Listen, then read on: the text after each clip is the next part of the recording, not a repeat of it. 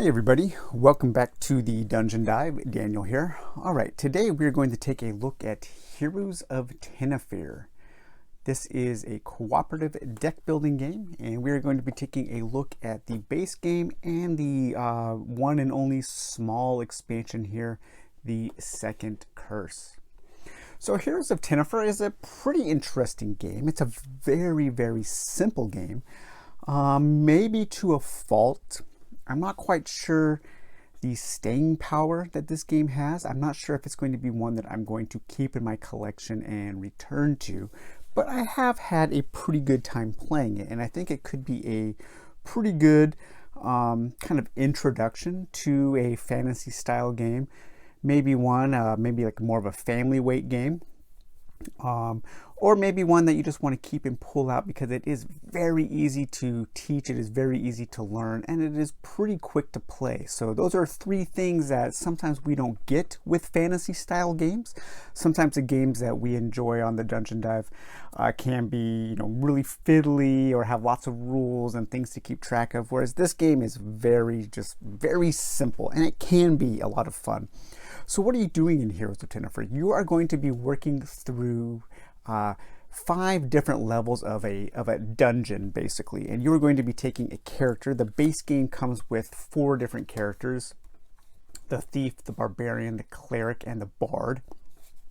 When you play a 2-player game, you combine 2 classes to be a multi-class character. So I am playing a barbarian thief, basically Conan there, and a bard cleric, kind of a worship leader at a church or something. And then each of the characters does have one special card which their deck is built around, or which is included in their deck, and each one of those will have a special power that character can use when you draw that card.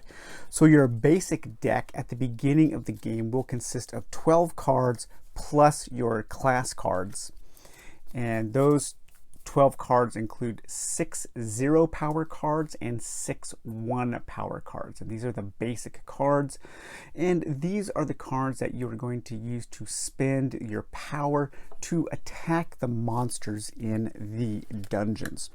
So the game does say that these stacks of cards are dungeons that you're working through. Really what they are only, though, is a stack of monsters that you are fighting.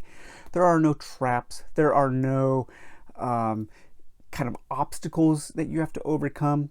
You're basically just fighting creatures. So it doesn't really feel like you're moving through a dungeon.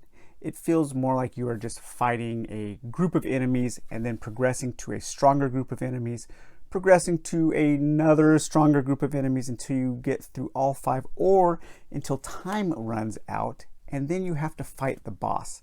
Because as you were playing the game, you're going to have your little tracker here, and you're going to be moving down this track whenever you exit a dungeon on your own accord, on your own decision, or you get beaten by the enemies and you get rejected from the dungeon.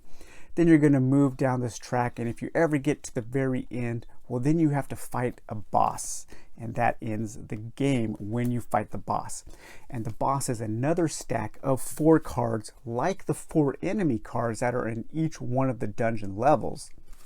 And then you have to work your way through each of the boss cards. I think the base game comes with 4 bosses, and or maybe 2 or 3, I can't remember exactly, and the expansion comes with a few. And if you are able to defeat the boss at the end of the game, then you win the game. So the simplicity of the game is apparent from the very first turn. And what you're going to be doing is, each one of these slots is a level of a dungeon. So you have level 1, level 2, level 3, level 4, and level 5. And there are 2 different stacks. So you can choose where you want to go. You can focus on this stack or this stack on level 1. Then if you beat it, or if you want to move on to level 2, you can do that. So you have a couple different choices of which stack to go to. And one of the main decisions that you're going to be making is which of these stacks to go to, because each one of the stacks is going to be associated with a reward card that you get if you clear that level's monsters. So if you clear this stack's monsters, you get to do something on this reward card. And in this case, each player chooses one. You can remove 2 cards from your choice from your deck, which is that's how you get rid of your bad cards. You want to get rid of those 0 attack cards because those don't do anything to help you. Or you may give a card of your choice from your deck to another player. So that is actually a really good reward to go to. So I would recommend in this case the players focusing on this stack first so we can try to remove cards from our deck. If we chose this stack here, then you can choose one together. So this is where the party, the group of players, would choose one of these rewards to do together. So that's one place where you have to make a decision in this game. Another is each one of these enemy cards is really 2 cards in one, and they did a good job of multi-use cards in this game.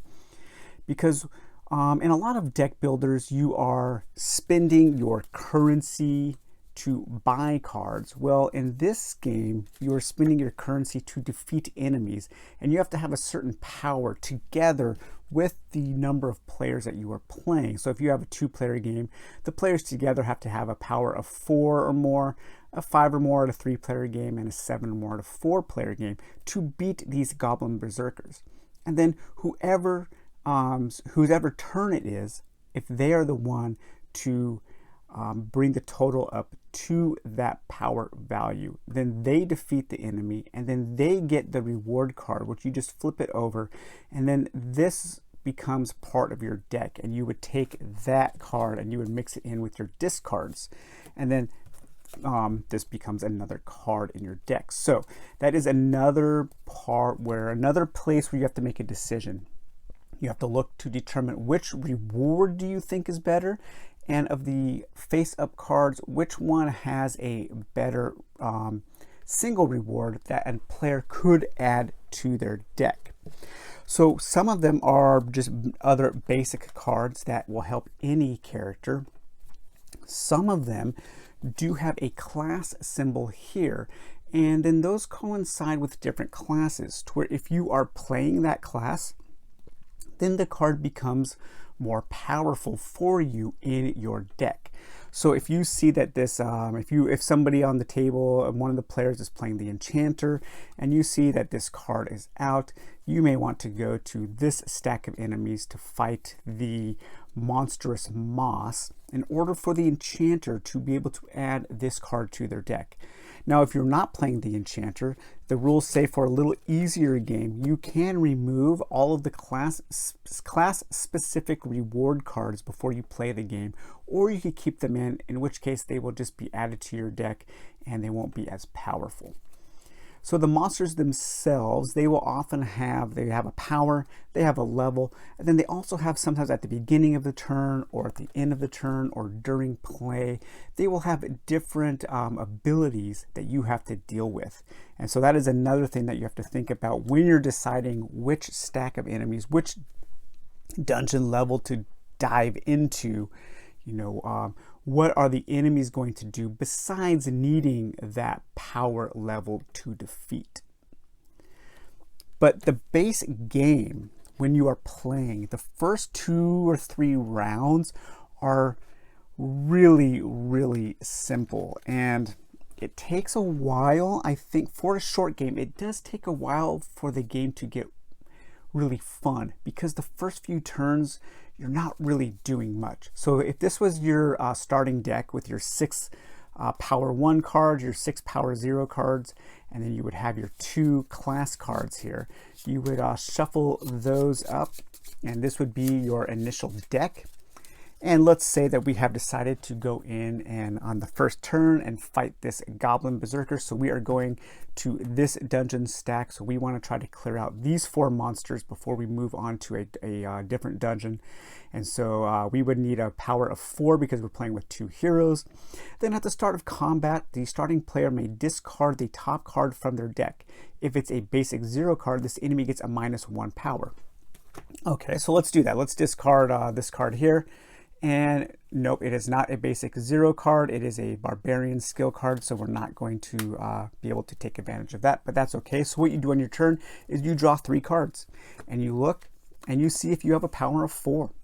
Well, what did I get? I got my thief skill. So if you are the thief, I am, you may discard 1 card from your hand to take 1 random dungeon card from the reserve of the same dungeon level as the current dungeon. Place this card in your discard pile.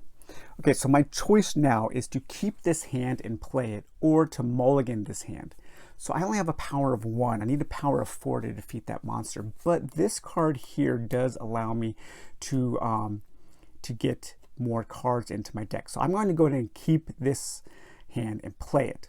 So we're going to play the Thief's skill, which allows me to discard the 0 to draw a level 1 card from the reserves. The reserves are all the cards that you're not playing with. So you draw out randomly, you draw out 4, so 8 cards from each dungeon level, 1 through 5. Then any of the other cards that you are not using, you keep those in your reserve. So once you start adding in the expansion just adds a whole bunch of cards to all of your decks. So it is a kind of just a classic expansion in that it expands what's already there for the game. So my Thief skill allows me to take 1 level 1 dungeon card, because that's the dungeon I'm in, and I would draw a level 1 card, and I got the Horn Blast. You may give this card +1 power. If you do and you continue in this dungeon, the next enemy gets a +1 power. So it's kind of a trade-off there. You get more powerful, but then the next enemy also gets more powerful. So my Thief allows me to steal this card and put it into my discard pile, and the only card I'm left with is a 1. So the next player is going to need to get a power of 3 in order to defeat that goblin. So we would take the starting deck there, give that a shuffle, and then we draw our hand of 3. And what do we get? Well, we got 3 1s. So combine that with our first player of a power of, with her power of 1, a power of 4. We would, the bard, cleric, the worship leader, would have defeated the goblin, and then they could take that card into their hand as a lunge card. Now let's say that my barbarian, my bard cleric drew 3 zeros.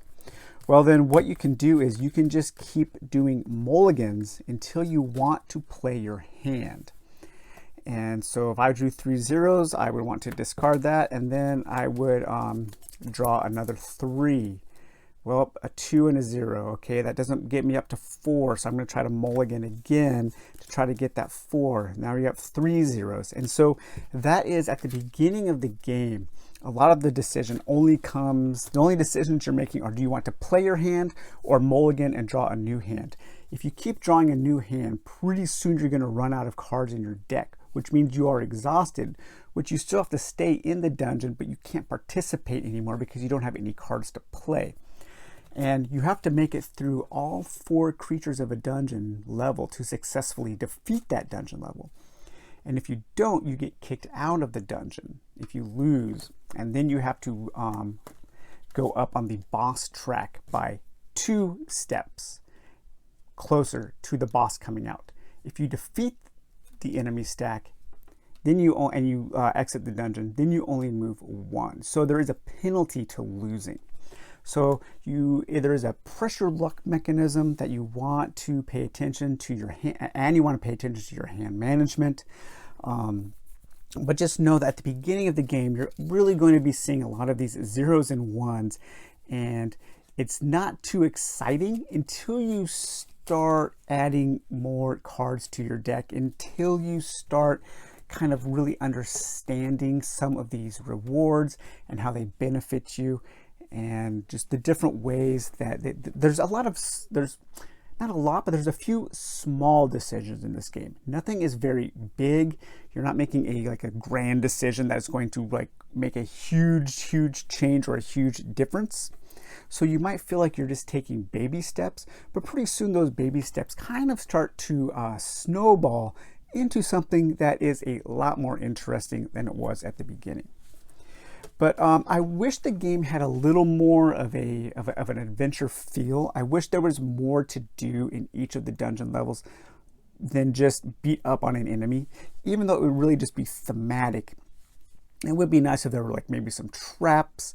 There are some ways that the different dungeon levels will interact with each other. Some of the cards might say for a creature from another level to come into that level. There are quite a few different creatures, and some of the art is actually quite nice. I think the card layout is nice. I would have liked to see maybe a little bit more of a modern design without the thick border with the art pushed to the edge. But some of the creatures do get interesting, and they will have different things that you do have to deal with. But it takes a little while for the game to get interesting. And the first time I played the game, I was a little bit taken aback by kind of how simple the game starts. And I was like, wow, really? This is it? Okay, I'd heard that this game was like really good, and I know a lot of people really like it, but it took me a while to realize the nuances of the game. And I know some people have asked me, well, you know, I've heard that you really only have one decision to make each turn about if you're going to keep your hand or mulligan and draw a new hand. And while that is true at the beginning of the game, once you start learning the rewards, once you start learning the way the different creatures interact and how you can plan out your turn and how you have to press your luck and manage your hand, well, then things start to get a little more interesting. So yeah, this is just it's a very simple game. Sometimes it's nice to have these simple games in our collections. Games that you can learn in a matter of minutes. Games that you can teach quicker than you can learn. And games that you can get to the table, set up, and play without a ton of overhead of time and energy. And right now I could really use that because I posted on the Patreon, on the Dungeon Dive Patreon, that right now my job is just super busy. It's just totally kicking my butt, and I'm hardly having any time or energy for games right now. And as you can see, the number of videos has slowed down a little bit. I'm only going to be really doing one video a week for a while, just because of just how busy I am outside of the Dungeon Dive, and it kind of sucks. And I'm disappointed that I can't spend more time playing games and making videos for you guys right now. But it's just a really, really busy time at my work right now. On top of that, I've had like a major dental operation or procedure. I have to do jury duty at the end of this month. It's a bad time for dungeon diving right now. So I'm going to be back. We're done with the review part, the overview, the look at this game. I am going to be back in, we're going to do an edit here. I'm going to talk about box size and use this game as an example of something that I would like designers to pay more attention to. So, all right, guys, well, if you want to stop now and don't care about box size discussion, thanks for watching, and we'll talk to you later. Okay, so welcome to the box size portion of this video. Box size is something I think about a lot. People like me, like us, who have very limited space but like to collect and keep board games, box size is important, and it's often a box is too big for the game, and it makes storing the game somewhat difficult. So this is kind of a small box game. It is a smaller box game for sure. About the size of a very large hardback or something like that. But when you open up the box, this is just the base box. You open that up, you know, you get your rules here. You get your a big tracker sheet. We'll talk about that in a little bit. That's a time tracker. And you get an achievement sheet, and then there is the box. This is what comes in the game. That is ridiculous. It only takes up this much space for the game. It also comes with, so these are all the cards that you're going to get in the base game. And you also get these divider cards, and these divider cards are useful. You can divide your different heroes, your different classes, and your different levels, and your bosses for the dungeon, and anything else you need to keep track of. Okay, so that's nice. It's nice when games come with dividers. However, let's take a look at this real quick. When you put the dividers in your box, they stick up over the edge. And so when you close your box, the box doesn't close all the way because the dividers are taller than the box is. If you keep them like that too, then your books don't lay flat. And this tracker here that the game comes with, there is no reason for this tracker to be a certain size. There's no information on it that needs to be read, that needs to be keep track of that dictates this size. Well, if you want to put this in the box, you put it in the box and it's too wide to go across the box. So you have to put it across both wells there. But if you have your card dividers in a certain spot, well then that won't lay flat. So why didn't they just make this be able to fit in one of the wells there? Just a really odd thing that I don't think enough developer, I guess this would be the publisher. They don't think about how their box size impacts the game. Well, let's say you're going to add your expansion. So the expansion comes in a very nice small box, and you actually get more cards in the expansion. As I'm knocking the whole thing over, I'm going to have to rearrange this stack. But if you you actually get more cards in the expansion than you do in the base game, I think. And even if you were to add those in, you're still looking at only like half of the box, only like not even half of the box being used. The expansion also comes with a few tokens and a couple small rule books, and those actually do fit down in the well, which is nice. But once you start putting in the expansion cards, then you have to start really dealing with these dividers. And since those stick up over the box, then you have to have your cards kind of at an angle in the box. And it just, people need to think about the size of their box, what it is storing, and just how it's going to be put on the shelf, how much space is being used and wasted. If you have card dividers, make your box taller than the card dividers so the box doesn't smash the top of the card dividers and get them all bent up. And try to make your box, try to make the things in your box fit well. Like this should have fit across the well here, not like that. So it's just something I was thinking about with this game, because this is a small box game, but the box could be a lot smaller. And if it was a lot smaller, then I wouldn't even think about keeping it in my collection. I just would, because it wouldn't take up this much space. But because this game actually doesn't fit in some of the spaces where I have my small boxes, well, it's kind of up in the air if I'm going to be keeping this or not. So if you're making a small box game, actually make it a small box and make it fit nicely in that small box. That was just a little aside. I don't mean to pick on this game. There are a lot of games with boxes that are way too big or poorly designed, but I just wanted to use this to illustrate something that I think about quite often. So, all right, well, that is now the end of the Heroes of Tenefyr, the complete video. So, all right, guys, well, take it easy. We'll talk to you later. Bye-bye.